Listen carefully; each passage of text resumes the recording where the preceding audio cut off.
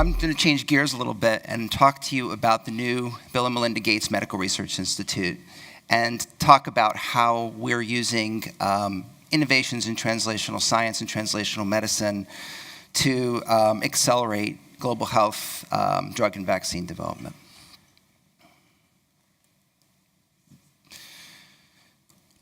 So the last couple of decades have actually been an incredible time in terms of progress that has been made in reducing global burden of disease, particularly in low-income countries.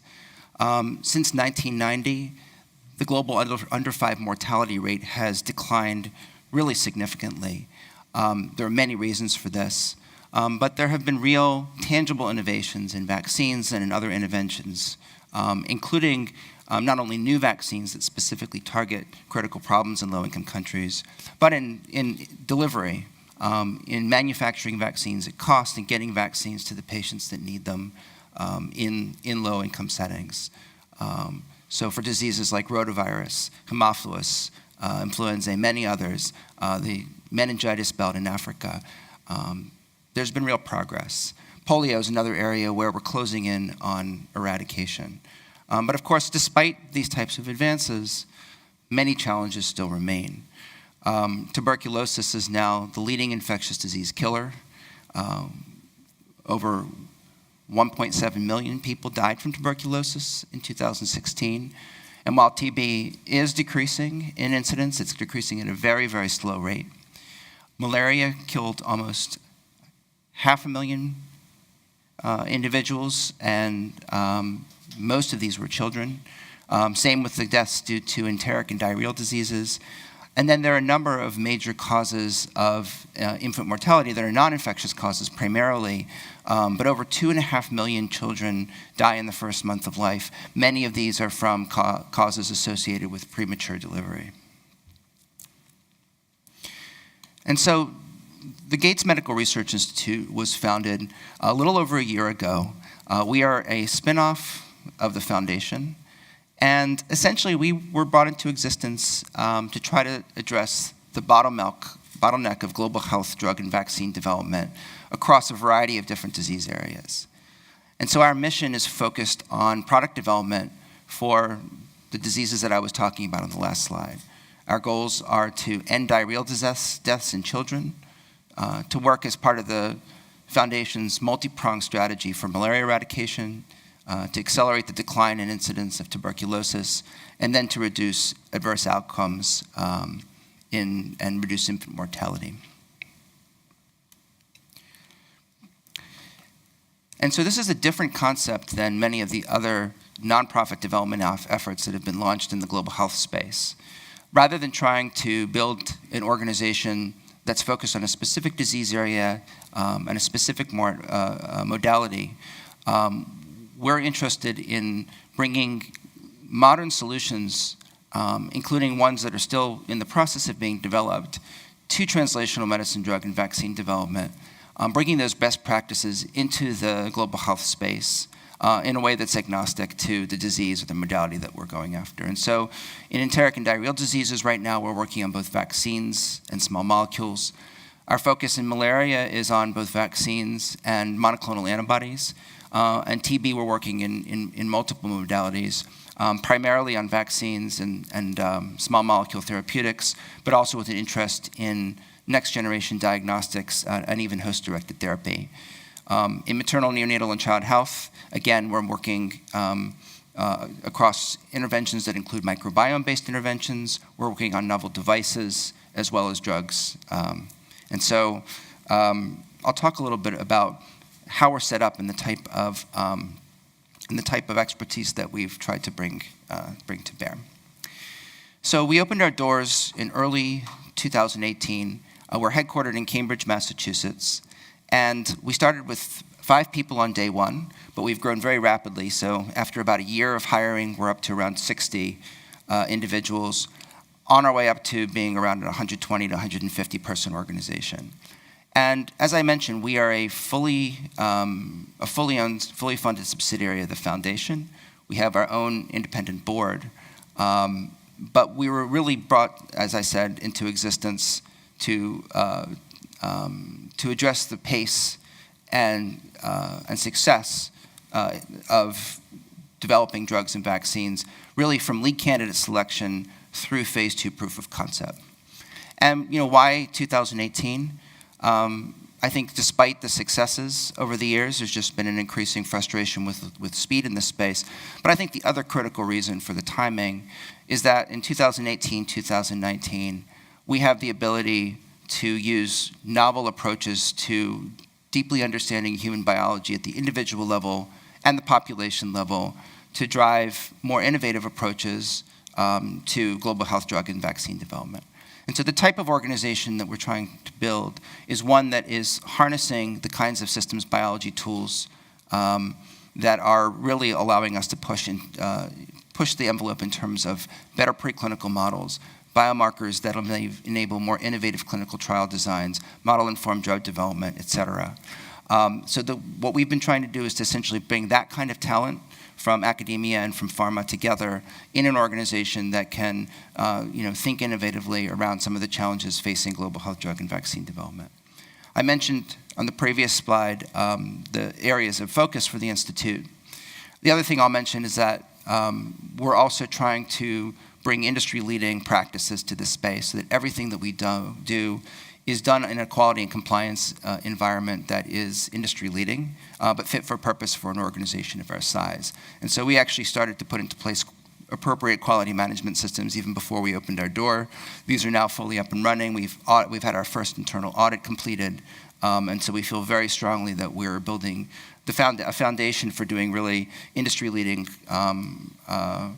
quality research as we bring novel products into humans.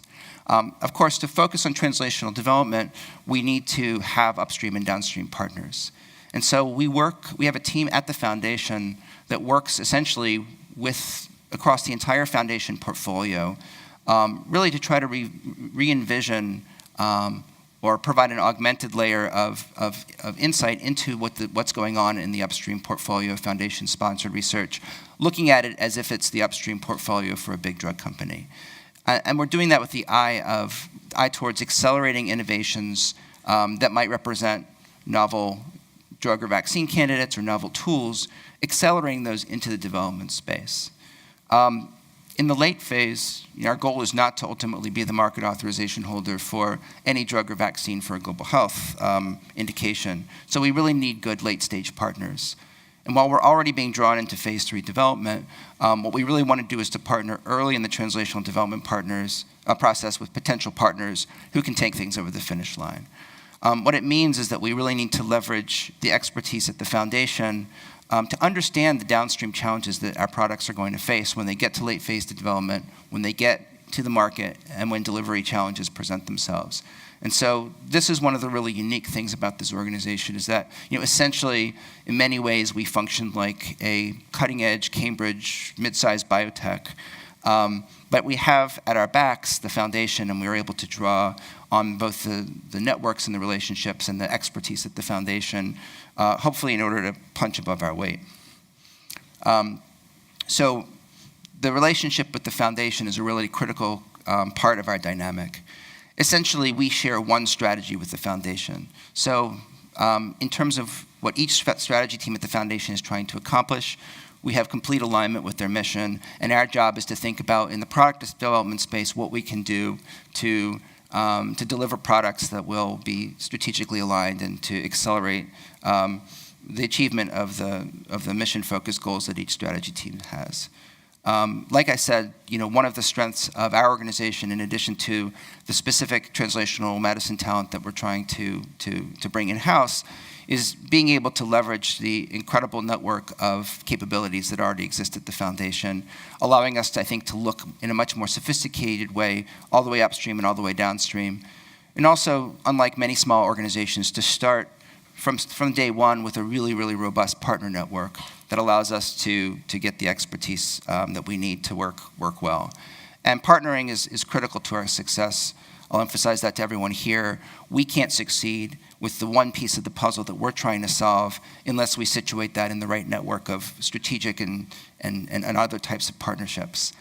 So we really have thought a lot about our partnership model and are continuing to look for the right partners across our entire portfolio.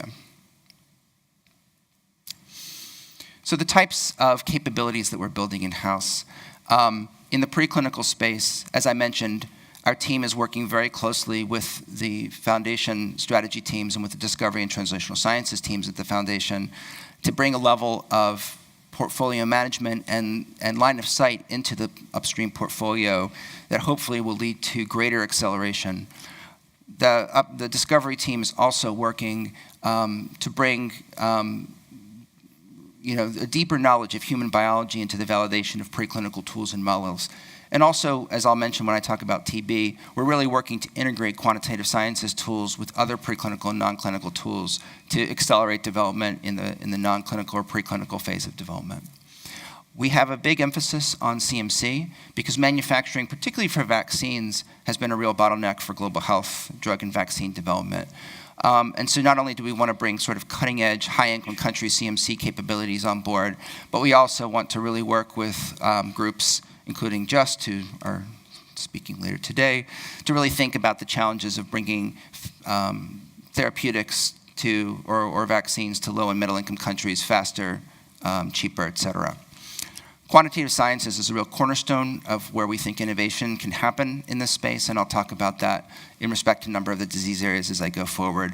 But that includes in our space systems immunology, modeling and simulation, QSP, systems biology, et cetera. And then we want to use these tools really to drive innovative clinical trial design.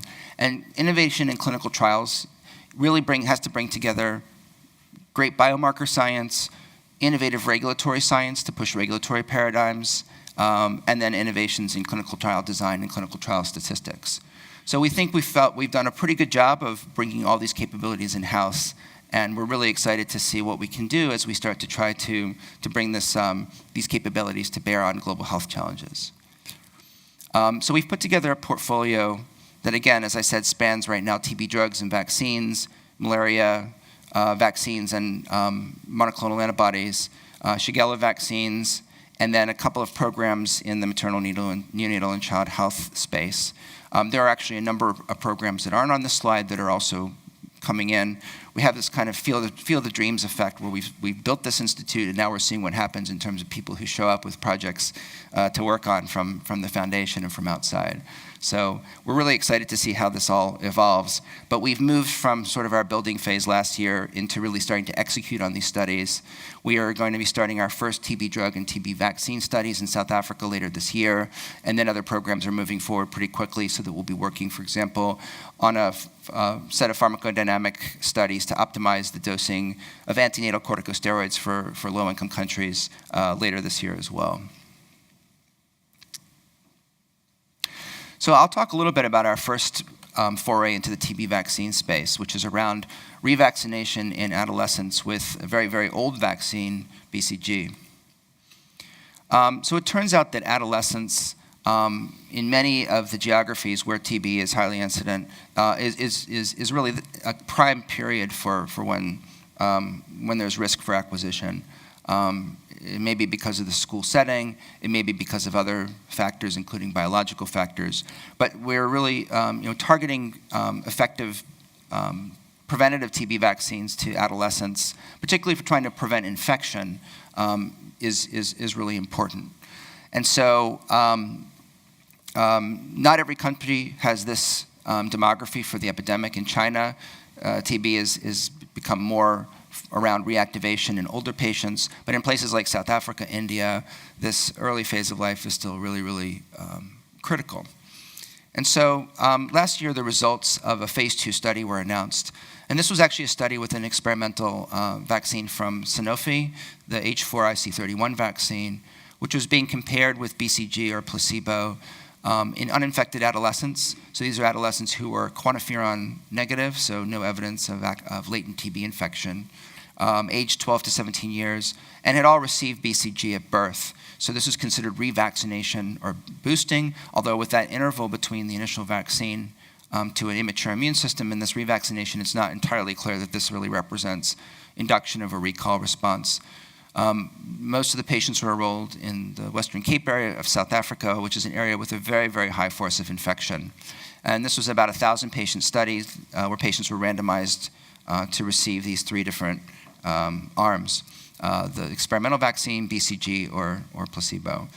And this was a biomarker endpoint for the study. The primary endpoint was quantiferon conversion using a standard cutoff of 0.35 IU per ml by day 84, after day 84 post-vaccination. And the primary endpoint of this study was not met, which was conversion, initial conversion around that cut point. But there was a very interesting secondary endpoint that was met, which was around sustained conversion, right? So patients who have sustained rather than transient conversion are much more likely to go on and actually develop TB disease. And patients, particularly those receiving BCG, there was about a 45% efficacy for preventing sustained conversion versus placebo. There was also a signal at initial conversion using a higher cut point of 4 IU per ml, which is a cut point that has higher specificity. So these are very exciting but very preliminary findings.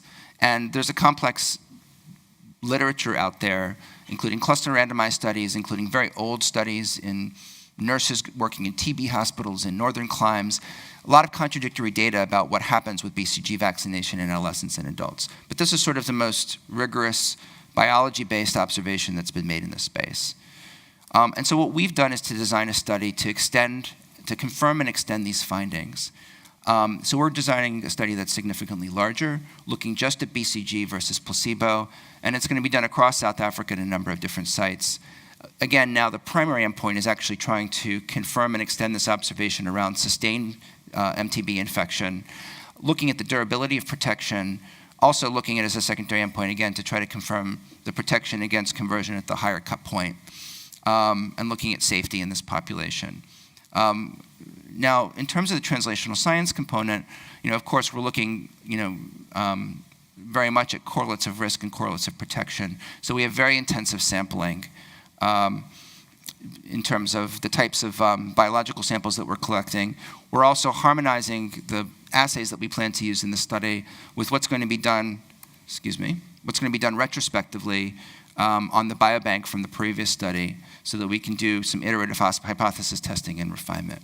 And it's great, there's lots of really interesting questions that we can ask, but the most important thing that we could potentially do is to convince policymakers at the end of the study that protection from infection, prevention of infection, if we confirm it, is likely to actually prevent disease. If we can actually convince policymakers that that's something that's really likely, then we may get policy recommendations in South Africa for vaccination of adolescents. And then instead of running a large phase 3 prevention of disease study with BCG, which could cost $100 million, we could actually study prevention of disease, including herd immunity, in the post-rollout setting.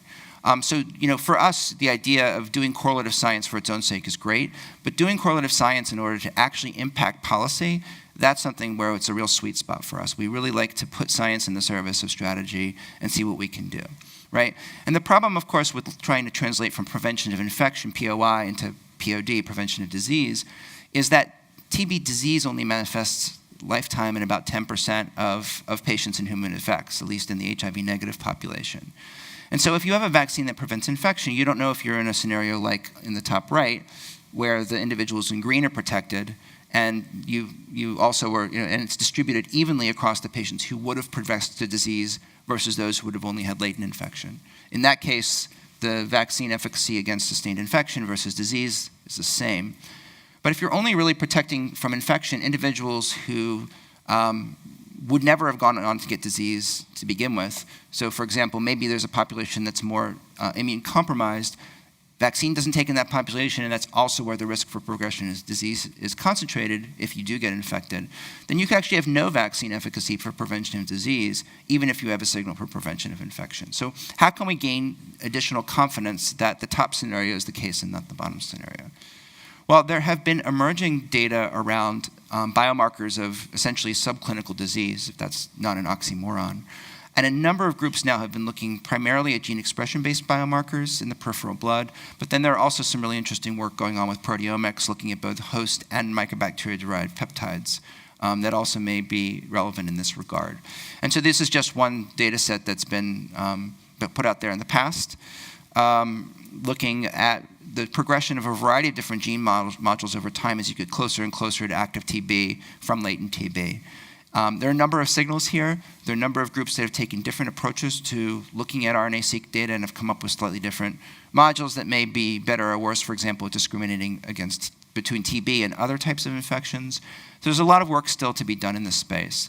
But we're very interested in, coincident with the work that we're doing in our trial space, doing really intensive molecular epidemiology, including probably also bringing single-cell-based approaches and proteomic approaches to bear to really try to understand better these types of early disease signals. If we can then show that our vaccine abrogates these, we can then argue more strongly that prevention of infection will translate to prevention of disease. So I'll turn now briefly to talking about TB drugs as well. So the really exciting thing in the TB drug space is the development of novel regimens. We've always brought TB drugs forth one drug at a time, but we're moving into an era where, for a number of reasons, there are actually a lot of new molecular entities out there. There have been a couple of recent approvals in the MDR-TB space with drugs that target new mechanisms, but we actually anticipate over the next number of years that there will be maybe up to 20 new molecular entities that can be tested in the clinic. So we want to move from an era when we're bringing drugs forward one at a time to an era where we're doing regimen development, and we're bringing the science to bear to actually prioritize the right regimens for evaluation in the clinic. I'm not sure why this keeps advancing. In any case, not only are the compounds available, but there really seems to be the will of major players to work pre-competitively. So in the setting of that kind of pre-competitive consortium building, we're putting together the tools that are going to allow us to build a funnel, to really start with the huge combinatorial diversity that we anticipate over the next number of years, but use in silico predictions, and then really leverage and industrialize tools like hollow fiber culture, relapsing mouse models, including those that can really reproduce some of the caseating granuloma biology that's seen in humans, and combine these with both systems pharmacology and systems biology tools to build a better preclinical funnel that will allow us to prioritize regimens. And so there are really interesting tools that are emerging in the non-clinical space and in the modeling space, like I said, that are looking at the systems biology of TB drugs, really looking at networks of genes and enzymes and dissecting those, including work ongoing here at ISB. And then also really interesting systems pharmacology models that allow us to explore a lot more combinatorial diversity based on fewer data points than we could otherwise explore, just leveraging the data that we can generate in the lab. And then, once we've prioritized regimens, the idea is to move them into adaptive trial, clinical trial settings. So in the preclinical space, the current challenges are, mouse models right now are time and resource intensive. It can take 9 months to run a mouse study with TB, given how slowly the bacterium grows. And mouse models have not always been predictive. There's been a number of major clinical trial failures, in particular with fluoroquinolone-containing regimens, that have really cast doubt on the translatability of mouse data, at least the way that it's currently interpreted. And I've mentioned the combinatorial diversity. And so what we're doing is, as I said, combining in vitro studies with in silico tools. We're working with partners to really industrialize the throughput of mouse models to evaluate novel endpoints that would allow earlier readouts to look for cure and sterilization in mouse models, to bring academic predictive models in-house and put them together in an environment where the data from these industrialized mouse and non-clinical studies can be used to populate and parameterize the models. And we're starting all this off by going back, getting as much data that we can from past experiments, both with drugs that have gone through non-clinical, preclinical, and clinical studies, and really try to retrospectively refine the tools that we have to make predictions and then see if we can apply those prospectively. The central promise of collaboration in the clinic for regimen building is that we can actually build an adaptive platform to look at novel regimens. And this is something that's actually moving forward quite aggressively right now. But this is a concept that first got its got airtime in the oncology space, where studies like I-SPY and BATTLE brought a whole variety of oncology agents into evaluation using biomarkers to triage patients to different regimens for lung cancer and breast cancer. We're trying to now apply this concept in TB, and while we're not going to necessarily use biomarkers to triage patients, we can use elements, Bayesian statistical approaches to declare success or futility for different regimens that come in and then come out. Doing this requires really aggressive approaches to biomarker development so that we can have early biomarkers of cure in patients who are getting new novel regimens. But what we think we're doing in this clinical trials environment is building a laboratory where we can test novel biomarkers, understand their relationship to cure faster so that we can continue to refine them. I'm getting short on time, so I won't go into more detail about this. And I won't talk too much about the biomarker work. But I'll just say that our work across the preclinical through clinical space in TB drugs is really driven by a deep integration of quantitative science, everywhere from picking the best combinations to using more classical model-informed drug development approaches to PK/PD modeling and DDI simulation, to building the right frameworks for deriving novel biomarkers from tools as diverse as cell-free mycobacterial DNA in the peripheral blood, to gene expression, to imaging-based biomarkers, to bringing the right Bayesian statistical approaches on board to inform adaptive trial design and execution, and ultimately to even bring model-informed components before the FDA or other regulatory bodies. I'll then just talk real briefly about malaria. And in the malaria space, as I mentioned, we are working on both monoclonal antibodies and novel vaccines. And the real excitement here is that we have controlled human infection models for malaria. We can give volunteers vaccines or monoclonals, and then we can challenge them with malaria, and we can see if they're protected. And so in a phase 1b setting, we can bridge immunogenicity to efficacy. And the really exciting thing here is that this phase 1b environment sits at the intersection of forward and reverse translation. Reverse translation because we've already seen phase 3 data from a vaccine that targets the major external circumsporozoite protein of the malaria sporozoite. And so these are some of the immunogenicity data from the phase 3 RTSS trial that GSK ran. We know something about the decay kinetics of antibodies after primary vaccination and boost. We have some idea of how titer is a correlate of protection, although it's really clear now from analyzing data from other controlled human infection studies that titer is only one component that explains the variance in protection. And there are other critical principal components around antibody functionality and other aspects of the immune system. And so we're trying to create an environment where we can really create stringent stage gates based on this reverse translation, really understanding what it would take to make a second-generation vaccine that has a high likelihood of exceeding RTSS in efficacy. This involves modeling pre-existing data from CHIM and field studies, and then every time we run our own study in this setting, really using those data to refine the models that we've parameterized based on the various experiments that we've run in those other settings. So I'll just end again by emphasizing our commitment to partnership. We're translational drug and vaccine developers. Most of our experience is from industry. We can't do this kind of global health work without people who have great disease-specific knowledge and great domain knowledge around the kinds of tools that need to be brought to bear to keep us on the cutting edge of these fields.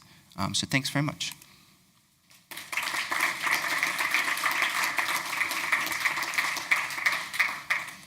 We have time for a few questions. So thank you very much. This is really interesting and a new sort of way of operating for the Gates Foundation. You talked a lot about pre-competitive collaborations and working with other nonprofits in this space. Can you talk a little bit about your approach to intellectual property, and if you have a winner, and I hope you do, how is it that you will commercialize it and make it available around the world? Yeah. So I think it's a bit of a moving target. The foundation has always focused on global access, right? So if you work with the foundation, you commit to making IP that's generated in the setting of a collaboration available for the low-income settings where the foundation sees the greatest need. That principle is absolutely underpins how we work. We're not focused on monetizing IP. We're not funding ourselves from our IP. When we partner, we want any financial value to that IP to accrue back to the partner. But we certainly will have global access stipulations. As folks, including our BD folks who really come from an industry background, we've sat on the other side of the table. We know what it looks like when the language is written with more or less ambiguity around these types of terms. And so we're trying to really be at a higher level of sophistication in terms of understanding what our partners need, to have these kinds of global access clauses built in, but to still make that, not an encumbrance for partners. I've been in some of these conversations recently. I think that we're actually, in terms of some of this pre-competitive consortium building, I think that we're, at least in certain use cases, coming up with terms that are agreeable to a variety of partners. Yes? My question is closely related to the previous one, but you stated bluntly.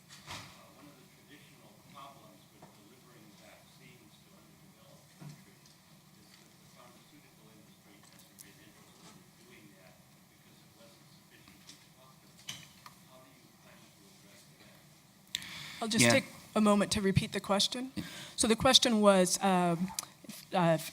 correct me if this is right, how can you get pharmaceutical companies interested in distributing these vaccines globally when there isn't an economic incentive to do so? Yeah. So I think in the last several years, there have been real success stories.